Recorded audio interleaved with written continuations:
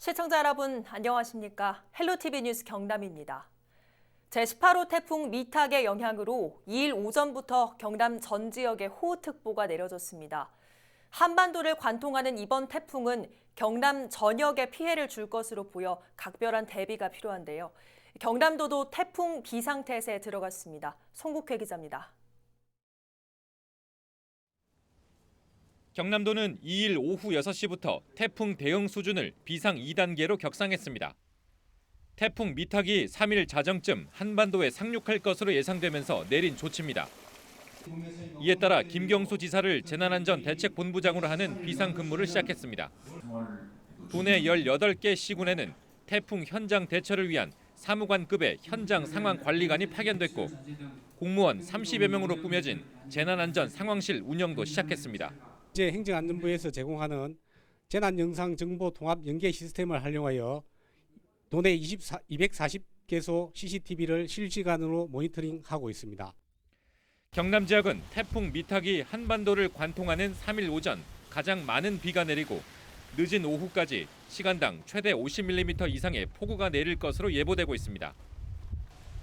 또 태풍 위험 반원에 드는 데다 태풍이 상륙하는 2일 밤 11시부터 자정까지 만조 시기도 겹쳐 침수 피해도 우려됩니다.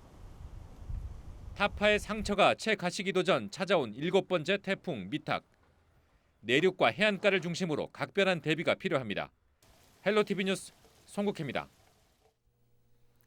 제18호 태풍 미탁이 한반도를 향해 북상하고 있습니다. 이번 태풍으로 3일까지 경남 남해안을 중심으로 최대 순간풍속 초속 45m, 내륙에서도 초속 30m의 강한 바람이 불 것으로 보여 시설물 피해가 없도록 주의하셔야겠습니다. 경남 지역의 이번 태풍 최대 고비는 3일 새벽부터 오전 9시 사이로 예상됩니다. 태풍의 이동 경로와 속도에 따라 변동 가능성이 큰 만큼 발표되는 최신 기상 정보에 귀 기울여 주시기 바랍니다. 2일 오전 경남 전 지역에 호우특보가 내려졌습니다.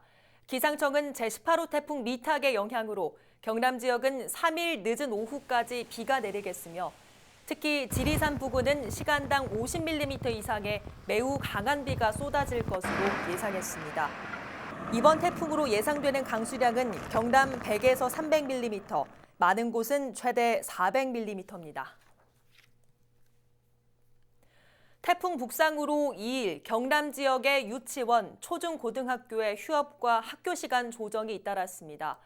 도서 지역 학교인 통영 산양초 공립분교장이 등하교 배편 운항 중단으로 일찍 휴업을 결정했습니다. 또 오후 5시 기준 창원 3개중 등 중학교 4곳을 비롯한 도내 13개 시군에 유치원 2곳, 초등학교 8곳, 중학교 23곳, 고등학교 2곳 등 35곳이 학교 시간을 오후 2시 전후로 조정했습니다. 경남도 교육청은 3일 학교 구성원을 대상으로 한 행사는 가급적 취소하고 태풍에 대비한 비상 근무 체제를 유지할 계획이라고 밝혔습니다. 태풍이 발생했을 때는 비도 문제지만 바람도 관건입니다. 이번 태풍 미탁으로 폭우와 함께 곳곳에서 순간 최대 풍속이 초속 40m 이상인 강풍이 불 것으로 예상되는데요. 성인도 견디기 힘든 강풍, 학생들은 특히 주의해야겠죠. 경남 학생안전체험교육원을 찾아 태풍이 올 때 학생들이 체감하는 바람 세기와 주의할 점을 취재했습니다. 김수정 기자입니다. 역대 바람이 가장 강했던 태풍은 지난 2003년 발생한 매미. 당시 제주에서는 최대 순간 풍속 초속 60m로 기상관측 사상 가장 강한 바람이 분 태풍으로 기록됐습니다. 매미 이후에도 뿌라삐룬과 루사, 차바 등 한반도에 큰 영향을 준 태풍 모두 강풍을 동반했습니다. 기상 속보입니다. 현재 태풍이 제주도 앞바다에 상륙하여 남부지방에 강풍과 폭우가 예상되고 있습니다. 강풍이 관측되므로 노약자 장애인 여러분은 실외 활동을 자제해 주시기 바랍니다. 태풍이 왔을 때 성인이 아닌 학생들이 체감하는 바람 세기는 어느 정도일까? 초속 7에서 15m. 걸을 수는 있지만 오래된 건물의 간판이 떨어져 나갈 정도의 세기입니다. 초속 20m를 넘어서자 안전바를 잡지 않고는 학생들이 걷기 힘든 정도가 됐습니다. 그 강해지는 바람이 좀 세서 좀 뭔가 무서웠는데 진짜 같았어요. 좀 더 조심해야 되겠다고. 조심하고 항상 주의하고 항상 예방해야 될 것 같았어요. 처음엔 좀 괜찮았는데 하다 보니까요. 바람도 세고 해서 무서웠고요. 태풍이 올 때는 나가면 안 된다고 생각했었어요. 지난 2017년과 2018년 우리나라에 영향을 준 태풍의 평균 풍속은 초속 30m. 초속 30m 이상이 되면 가로수가 뽑히거나 집이 무너질 가능성이 커지는데 이 성인 남성이 걷기에도 힘들 정도로 학생들 대부분 앞으로 나아가지 못합니다.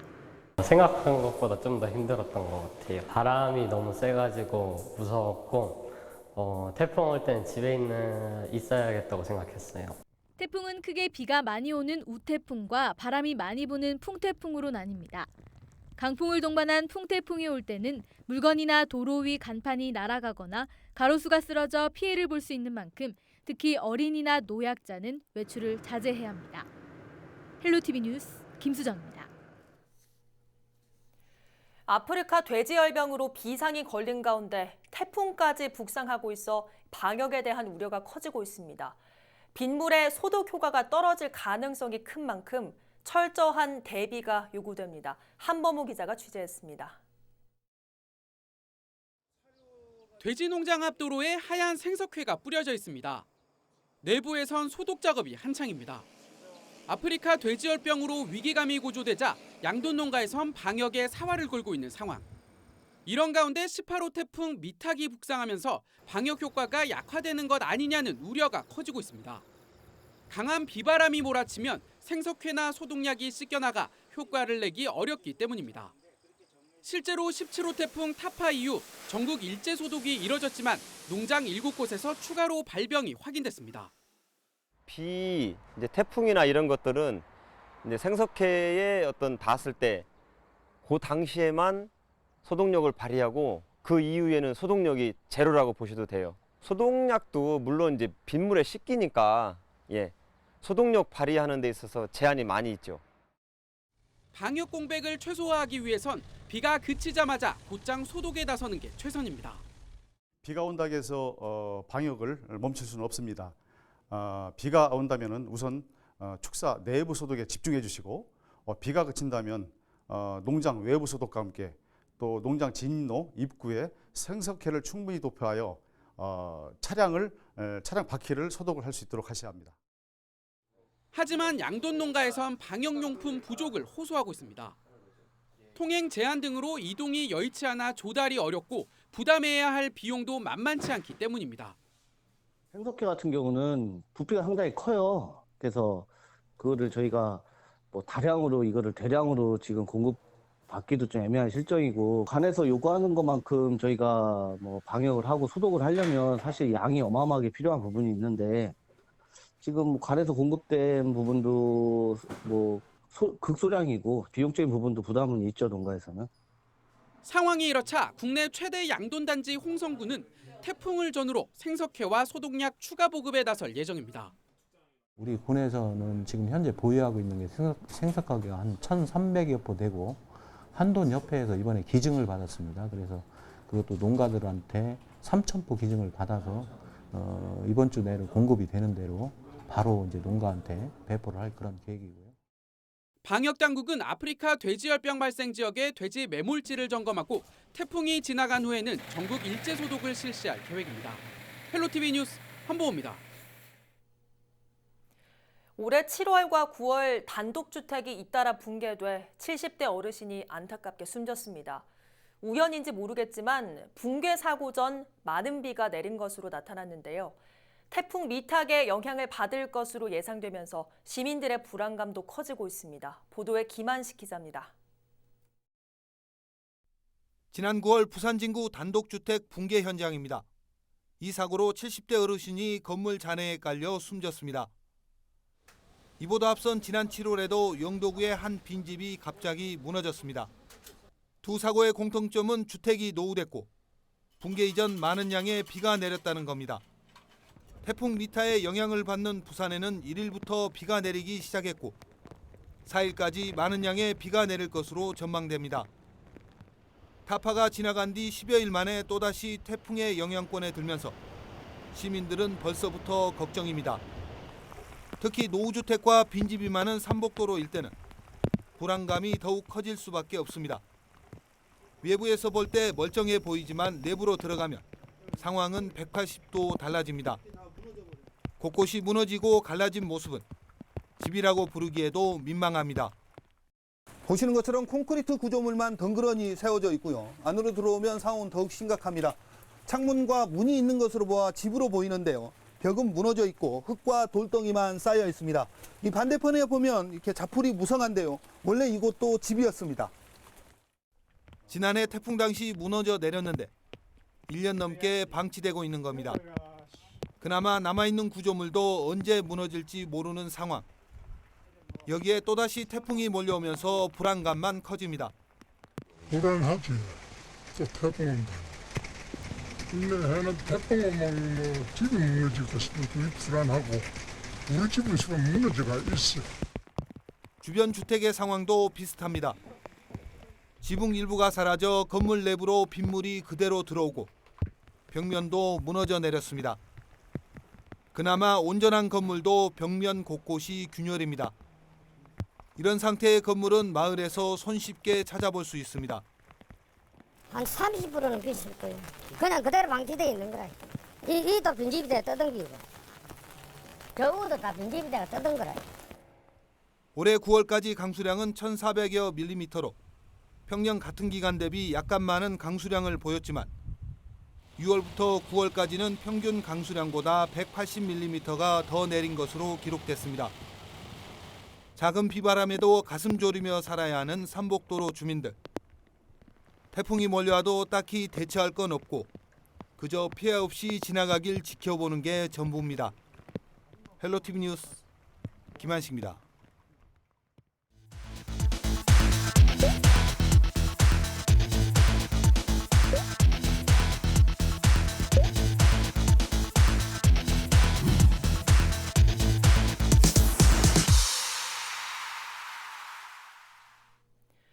장장 6개월이었습니다. 창원 스타필드 입점을 놓고 가진 공론화위원회가 그 결과를 발표했습니다. 격렬했던 찬반 갈등과 달리 시민들은 스타필드 입점 찬성에 압도적인 지지를 보냈습니다. 표영민 기자입니다. 찬성 71%. 창원 스타필드 입점을 두고 진행된 창원시의 첫 번째 공론화는 입점 찬성이란 결론을 냈습니다. 이 과정에는 공론화위원회와 시민참여단 161명이 지난 6개월간 소기 과정을 거쳤습니다. 시민 참여형 조사 결과 창원 스타필드 입점에 대해서 찬성 비율이 71.24%, 반대 비율은 25.04%, 유보가 3.72%로 찬성 비율이 반대 비율보다 약 46.2%포인트 더 높게 나타났습니다. 공론화위는 입점 찬성 이유로 소비자 선택권 확대와 관광객 유입 등의 지역경제 활성화에 대한 시민들의 기대감을 꼽았습니다. 반면 반대 이유로는 중소상권 붕괴와 도심지 교통 대란 등을 우려한 것으로 나타났습니다. 이 밖에 권고안에는 중소상공인과의 상생 방안 마련과 일자리 창출 등에 기여해야 한다는 찬반 시민의 공동 의견도 담겼습니다. 시민들의 의견이 담긴 권고안은 허성무 창원시장에게 전달됐습니다. 허 시장은 권고안을 검토한 뒤 오는 7일 입점 관련 입장을 발표하겠다고 밝혔습니다. 시민의 손에서 창원시로 주사위가 넘어온 스타필드 입점 문제. 공론화 결과를 바탕으로 빠른 결정을 통해 지역사회의 찬반 논란을 잠재울 수 있을지 관심이 모아지고 있습니다. 헬로티비 뉴스 표영민입니다. 생활보로 부부싸움을 하다 아내와 어린 자녀 2명을 살해한 뒤 스스로 목숨을 끊으려 한 30대 남성이 경찰에 붙잡혔습니다. 37살 A씨는 1일 오후 동갑의 아내와 다투다 아내와 5살 아들, 4살 된 딸을 살해한 혐의를 받고 있습니다. A씨는 범행 후 자해를 하다 다음 날인 2일 오전 8시쯤 스스로 경찰에 신고한 것으로 알려졌습니다. 112 신고를 하여 자신의 처와 자식을 살해 후 자해하였다는 신고를 받고 출동하게 되었으며 119의 도움을 받아 시정되어 있던 출입문을 강제로 개방하여 피해자들의 사망을 확인하였습니다. 현재 A씨는 병원으로 옮겨져 치료를 받고 있습니다. 경찰은 A씨가 회복하는 대로 정확한 사건 경위를 조사하는 한편 숨진 아내와 자녀에 대해서는 정확한 사인 규명을 위해 국과수 부검을 할 예정이라고 밝혔습니다. 대우조선해양이 인도 해군 잠수함 프로젝트에 도전합니다. 인도 해군 잠수함 프로젝트는 인도 정부의 메이크 인 인디아 정책의 일환으로 약 7조 8천억 원이 투입돼 6척의 해군 잠수함을 건조하는 사업입니다. 이번 입찰에는 대우조선 외에도 프랑스와 독일, 러시아, 스페인 등 다양한 국적의 조선사가 수주전에 뛰어든 것으로 알려졌습니다. 미세먼지로부터 학생들의 학습권을 보호하기 위한 경남도 교육청의 소규모 5개 체육시설이 의령 용독처에 처음으로 문을 열었습니다. 소규모 5개 체육시설은 예산 부족 등의 이유로 다목적 강당의 신축이 어려운 대신 작은 체육관을 만들어 야외 수업과 학교 행사에 활용할 수 있도록 한 곳입니다. 경남도 교육청은 지난 2017년부터 교실 2칸 정도의 실내 체육시설 13개 학교와 5개 체육시설 72개 학교 등 모두 85개 학교에서 사업을 진행하고 있습니다.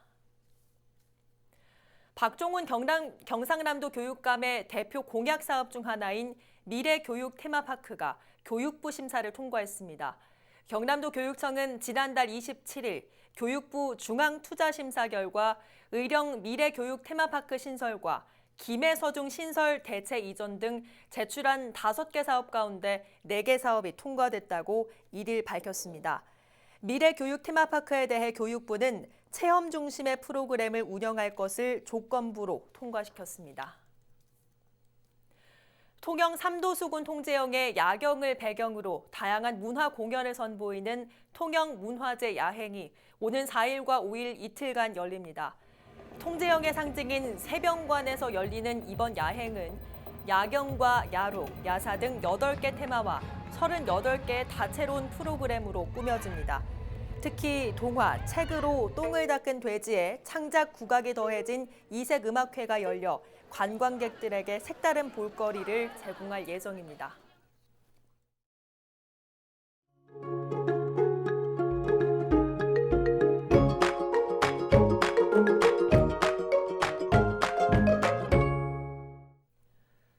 네, 이어서 날씨입니다. 목요일 아침까지가 이번 태풍의 고비입니다.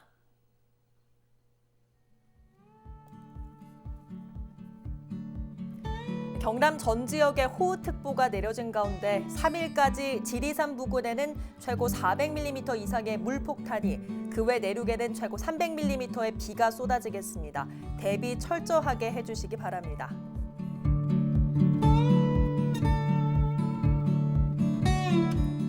내리던 비는 목요일 밤이면 대부분 그치겠고요. 이후로는 다시 구름 많은 날씨가 이어지겠습니다.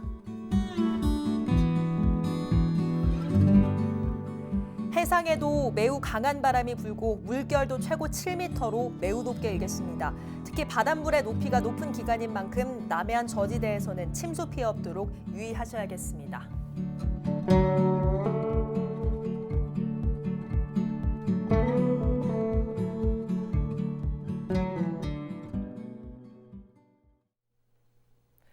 오늘 뉴스는 유튜브 채널 CJ 헬로 경남 방송에서 다시 보실 수 있습니다. 이상으로 뉴스를 마칩니다. 저희는 늘 지영민 곁에 있겠습니다. 고맙습니다.